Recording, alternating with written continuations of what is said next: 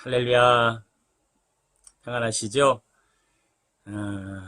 우리는 환경과 또 주어진 문제를 따라 사는 것이 아니라 우리 예수님을 따라 사는 사람들이 우리 신앙인들입니다.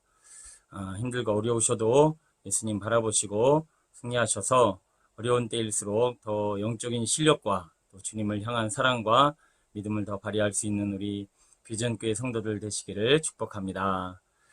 오늘은 기도 세미나 네 번째 시간 꺼지지 않는 불이라는 제목으로 오늘 기도에 대한 내용 다뤄보려고 합니다. 여러분, 세상에 전기가 없다면 어떻게 될까요? 뻔히 아시는 쉬운 상상이겠습니다만 의식주 평상시 우리가 전기를 사용해서 쓰던 모든 전기 기구들 또 의식주에 필요한 것들을 제대로 사용할 수 없게 될 것 같고요. 또 여러 가지 업무들, 우리 대부분 컴퓨터라든가 또 전기가 있어야만 가능한 모든 일들이 좀 힘들어지게 될 것 같습니다. 또 더더욱이 캄캄하고 또 어두운 가운데 여러 가지 사고와 문제들이 또 생기지 않을까라는 생각도 해봅니다. 그래서 우리 기도가 사라지고 은혜가 사라지고 주님과의 관계가 끊기면 그때부터 비슷한 일들이 생깁니다. 의식주의 어려움이 생기는데 이 어려움들을 극복해 나가는 과정 가운데 너무 힘이 들고 또 잘 해결도 안 될 뿐만 아니라 잘 되다가도 한순간에 무너진 일들이 생기기도 하고요. 또 때로는 크고 작은 문제나 어려움들을 다 일일이 내가 해결해야 하는데 그 일들도 여전히 해결되어지지 않을 뿐만 아니라 여러 가지 크고 작은 사고나 문제들이 생깁니다. 이런 쉬운 원리로 여러분 잘 이해하셔서 내가 기도가 끊기면 하나님과의 관계가 끊기면 삶에 크고 작은 문제가 생기고 이 전기가 끊기면 안 되듯이 우리 안에 기도의 불이 성령의 불이 꺼지지 않게 되기를 항상 힘쓰시는 우리 성도님들 되시길 소원합니다. 자, 기도는 쉬지 않아야 되는데요. 오늘 사무엘상 12장 23절에 보니까 나는 너희를 위하여 기도하기를 쉬는 죄를 여호와 앞에 결단코 범하지 아니하고, 기도를 쉬는 것은 범죄고 기도를 쉬는 순간부터 여러 가지 삶의 죄의 문제들이 발생되어지더라는 것입니다.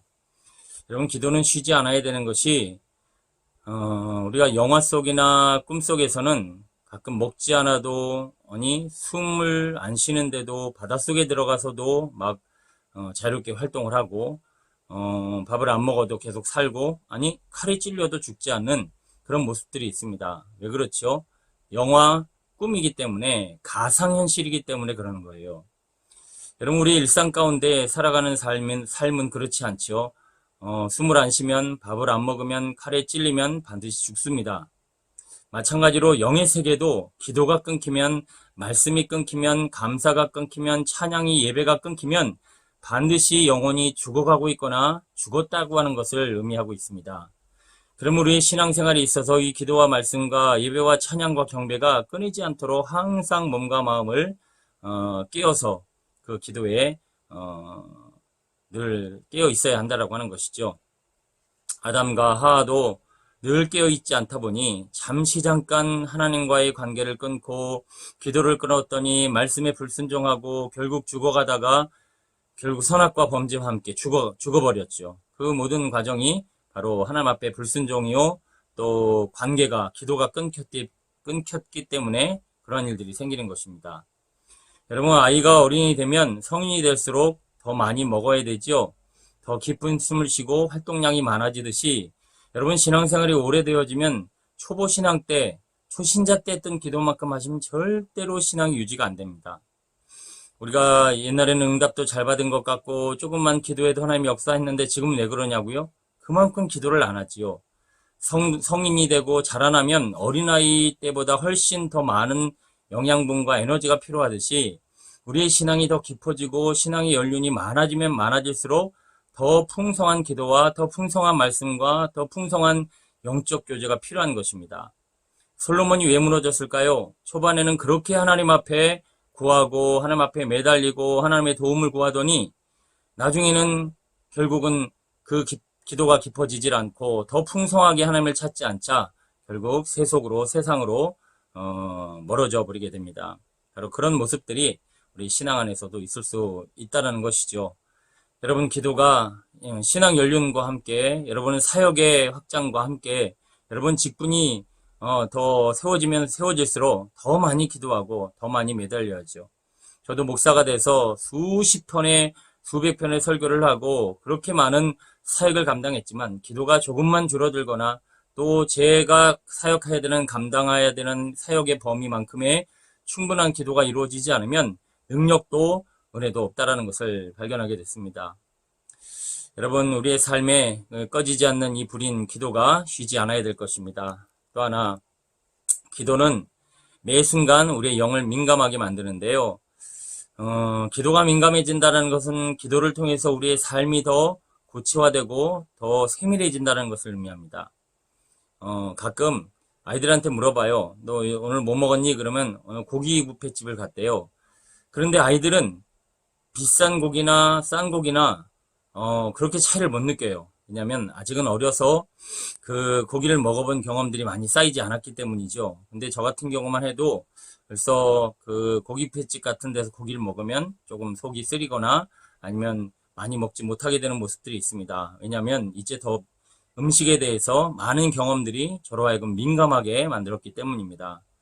인간관계도 그렇고 우리 신앙도 그렇고 사역도 그렇고 기도가 깊어지면 깊어질수록 매사에 민감해집니다.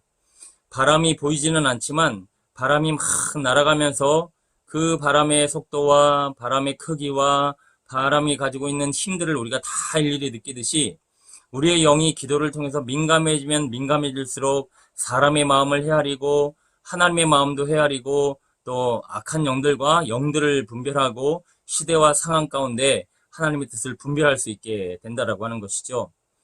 여러분, 주님 앞에 더 깊은 기도를 통해서 영이 민감해지시길 소원합니다. 제자들이 영이 민감하지를 않자 배신하게 됩니다. 한 해가 될수록 더 기도가 깊어지고 주님과의 마음을, 주님의 마음을 잘 알고 영이 깊어졌어야 되는데 자꾸 자고 기도하지 않으니까 그들이 주님의 마음을 모르고 나중엔 배신까지 하게 되죠. 그래서 교회 안에 기도하지 않는 성도들이 많고 교회가 기도하지 않으면 세 가지 무가 생깁니다. 무슨 무가 생기는가 봤더니 성도들이 무지하게 되고요. 그리고 성도들 간에 서로 무례하게 되고요. 무법천지가 됩니다. 다시 한번 여러분 기억하세요. 교회가 기도가 없으면 세 가지 무, 먹는 무가 아니고 무지, 무례, 무법. 그래서 무지함으로 말미암아 어리석은 행동들을 자꾸 하게 되고요. 무례함으로 말미암아 서로 자꾸 다투고 싸우게 되고요. 무법천지가 된다는 것은 다 자기의 속연에 오른 대로 자기 신앙으로 자기 생각대로 신앙생활을 한다는 거예요. 여러분, 기도가 깊어지고 온전한 기도를 드려야 할 줄로 믿습니다. 자, 세 번째, 기도하지 않는 것은 세월을 낭비하는 것입니다. 왜냐하면 여러분, 우리가 이 땅에 살아가는 것은 내 뜻, 내 목적, 나를 위한 것이 아니라 우리 성도들은 다 하나님의 나라와 하나님의 영광을 위한 것이죠.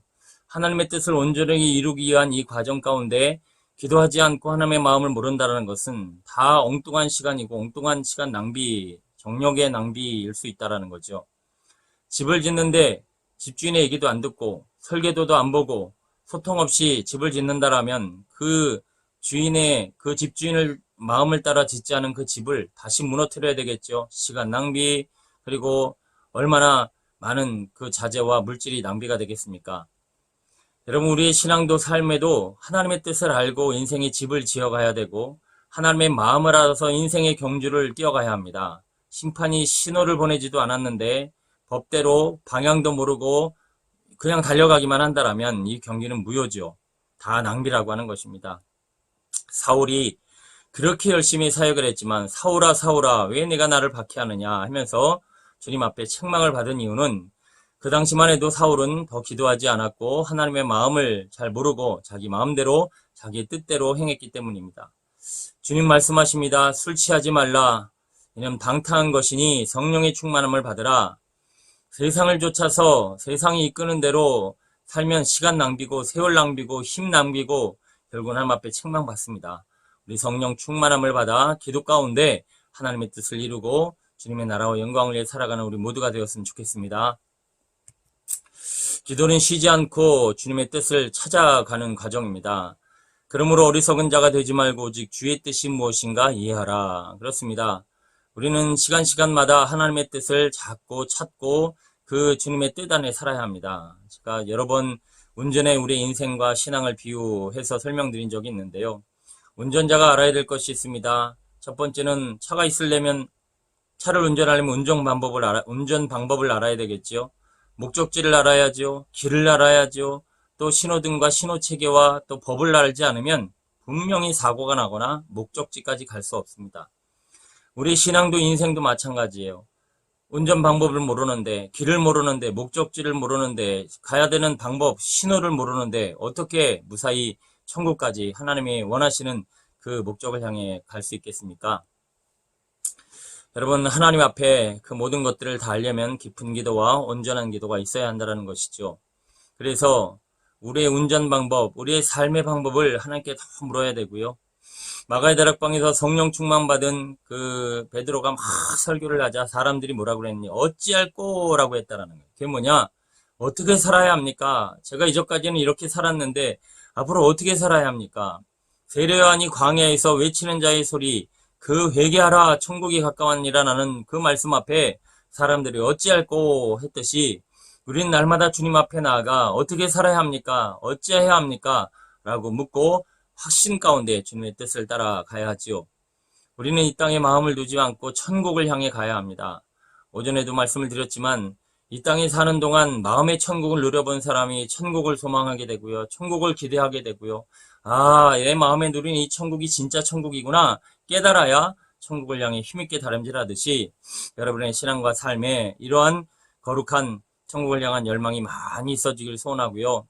길 가는 동안 지도를 보든 내비게이션을 보든 계속 확인을 해야 합니다. 내비게이션의 길을 무시하거나 지도를 제대로 보지 않으면 엉뚱한 길로 자꾸 가서 세월을 낭비하게 되고 뱅뱅 돌게 되지요. 수시로 주님 앞에 묻고 말씀을 통해서 내 인생을 돌아보고 끊임없이 주의 음성에 귀를 기울이며 하나님이 멈춰서라면 멈춰서고 가라면 가야 되고 우하면 우하고 신호체계를 무시하면 반드시 사고가 납니다. 그래서 기도 없이 기도가 깊지 아니하여 하나님의 마음을 모르고 가다 보면 우리의 인생은 반드시 사고가 나고 문제가 나기 마련이죠. 하나님의 마음을 더 민감하게 할 수 있는 우리 기도의 세계가 열렸으면 좋겠습니다. 다섯 번째, 기도는 심령을 강하고 담대하게 합니다. 여러분, 오기와 담대함의 차이가 뭘까요? 오기는 근거 없이 자신감을 갖는 거예요. 여러분, 근자감이라는 말 들어보셨나요? 근거를 가지고 자신감 있게 뭔가를 해야 되는데 근거도 없는 자신감을 부리는 것을 오기라고 하죠. 자만이라고 합니다. 우리가 담대함을 가지고 힘있게 살아갈 수 있는 근거가 있는데 그게 바로 하나님의 살아계심과 도우심과 은혜를 확신해야 한다는 것입니다. 다윗이 골리앗을 무너뜨렸을 때 그는 근자감, 근거 없는 자신감이 아니라 하나님이시는 확신을 가지고 여호수아가 안악자손과 가나안 땅을 점령해 나갈 때도 주님이시는 확실한 살아계심과 도우심과 은혜로 다니엘이 사자를 무너뜨릴 때도 그랬다라는 거예요.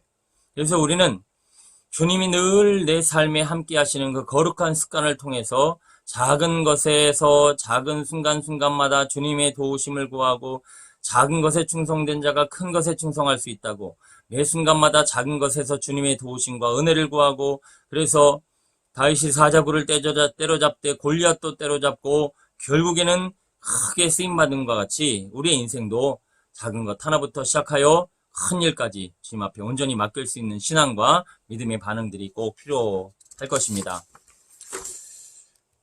여섯 번째, 기도의 단계가 있는데요. 이제 기도의 세 단계 우리가 많이 들어보고 알고 있는 세 단계인데, 자, 첫 번째는 애굽의 기도입니다.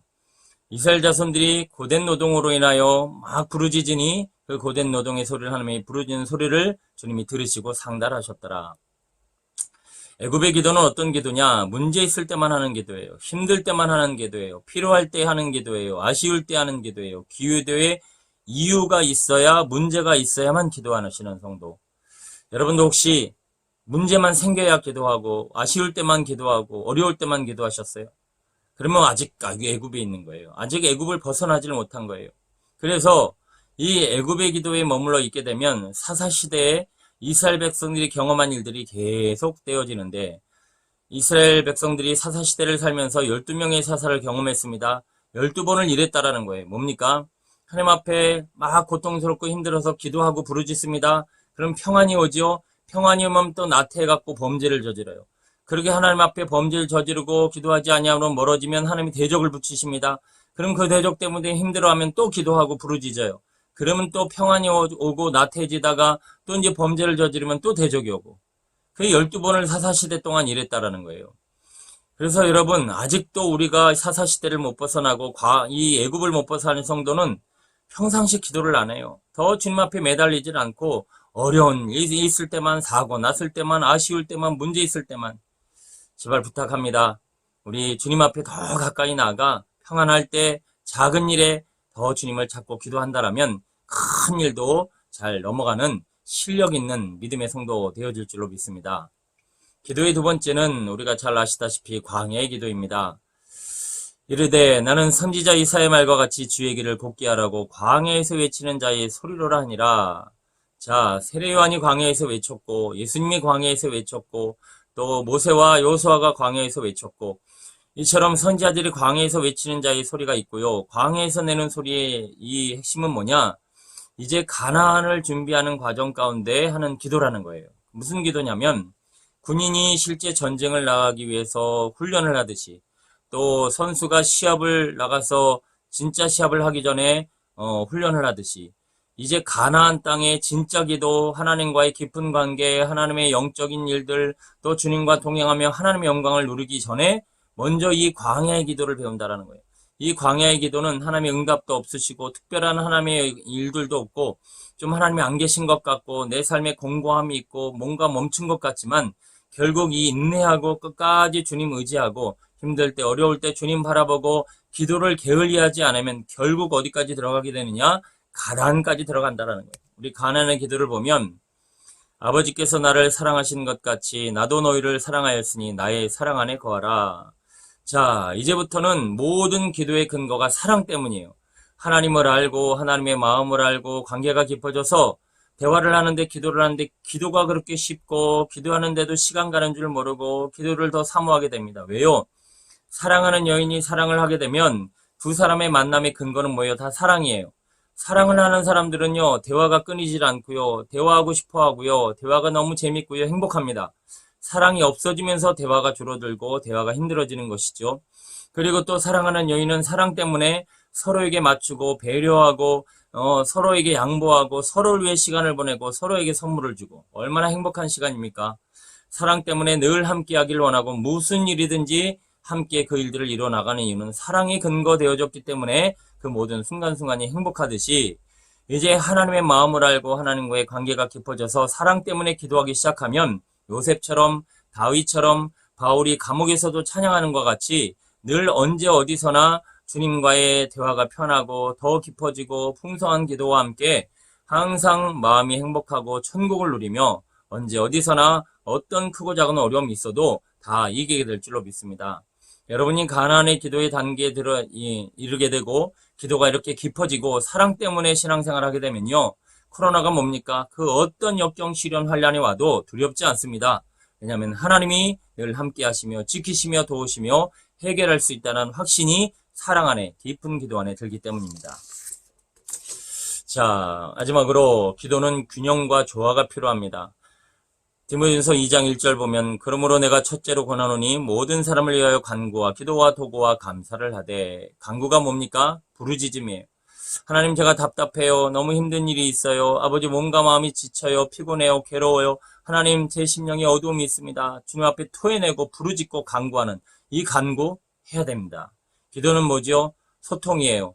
내가 기도를 했으면 이제 하나님의 마음도 느끼고 하나님이 지금 어떤 감정을 가지고 계신지 어떤 생각을 가지고 계신지 그런 것들을 좀 충분히 시간을 가지고 느끼면서 하나님의 마음과 평안을 누리는 것. 기도지요. 도구는 뭐예요? 중보. 지금 분명히 우리의 기도가 필요한 사람이 있습니다. 약한 사람, 위험에 처한 사람, 기도해 줘야만 중보 기도를 통해서만 하나님이 천사를 보내시고 도우시는 그런 도움이 필요한 사람들 분명히 여러분의 가족들을 비롯해서 사랑하는 이웃들에게 있다라는 거예요.